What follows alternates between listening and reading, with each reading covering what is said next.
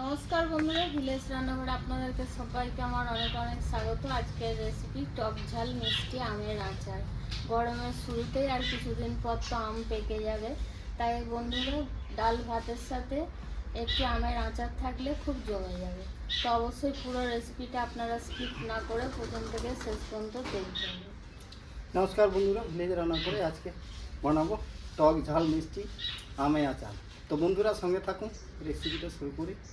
বন্ধুরা আমগুলো আমি আগে থেকে ধুয়ে রেখে নিয়েছি ভালো করে। এবার বড়ও না ছোটও না, মিডিয়াম সাইজের আম। এটা 3-4 মাস সংগ্রহ করে রাখলে থেকে যাবে, কিন্তু আমরা 2-1 দিনের মধ্যে খেয়ে নেবো, তাই অল্প করে বানাচ্ছি। বলো। তো বন্ধুরা আমটা আমি কেটে নিয়েছি, ডিজাইন করে কিছু রিং পিস করছি, মাছের রিং পিসের মতো রিং পিস করে দিচ্ছি। এই ডিজাইনটা খুব ভালো লাগবে প্লেটে সাজানো।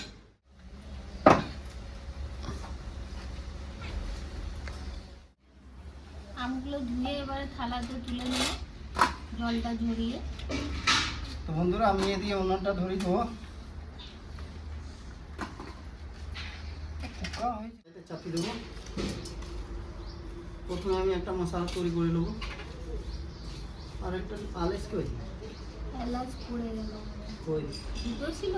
তো বন্ধুরা গোটা জিরে, গোটা ধনে আর 4টে শুকনো লঙ্কা আমি হালকা করে ভেজে দেবো। রাখো দাঁড়া, ভাজি আমি একটু ভাজা হয় তবে তুমি সিলে নিতে নিয়ে নিয়ে এটাতে প্লেটটাতে রেখে নেবে। মশলাটা আমার ভাজা হয়ে গেছে, এবার নামিয়ে দিচ্ছি। ঠান্ডা হয়ে গেলে পেস্ট করে নেবো।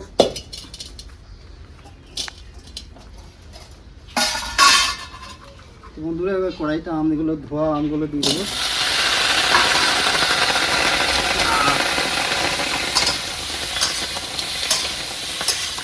হলো তুমি করলে ঠান্ডা হয়ে গেলে পেস্ট করবে।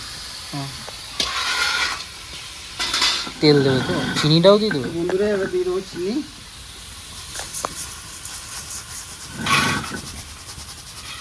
প্রায় 250 গ্রাম চিনি দিলাম। আমি এখানে ভাজা মশলাটা গুঁড়ো করে নেব। এই মশলাটাতে আমের আচারটা টেস্ট বাড়বে।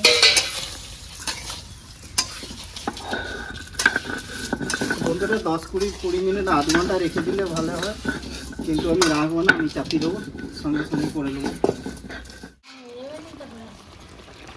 তো বন্ধুরা আমি একটু সামান্য একটু লবণ দেবো, আর দেবো একটু হলুদ গুঁড়ো,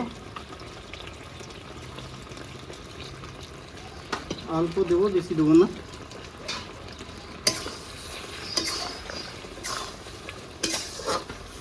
লাইট দিচ্ছি ফ্লেভারের জন্য, ফাটিয়ে দিয়ে দিচ্ছি।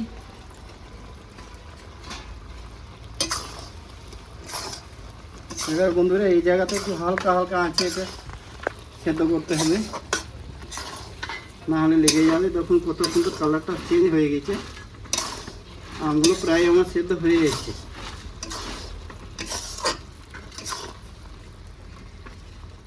কাটা হয়ে গেল, এবার তুলে নেবো প্লেটে।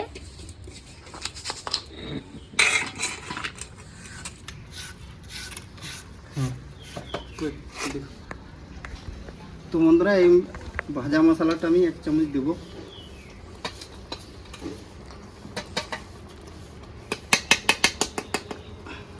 রাখো।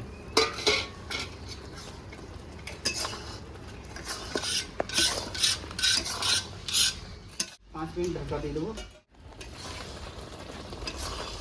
তো বন্ধুরা টক ঝাল মিষ্টি আচারটা আমার রেডি হয়ে গেছে, এবার নামিয়ে রেখে দেবো, ঠান্ডা করে নেবো। তার টেস্ট করবে যে কাকু কিরকম বানালো।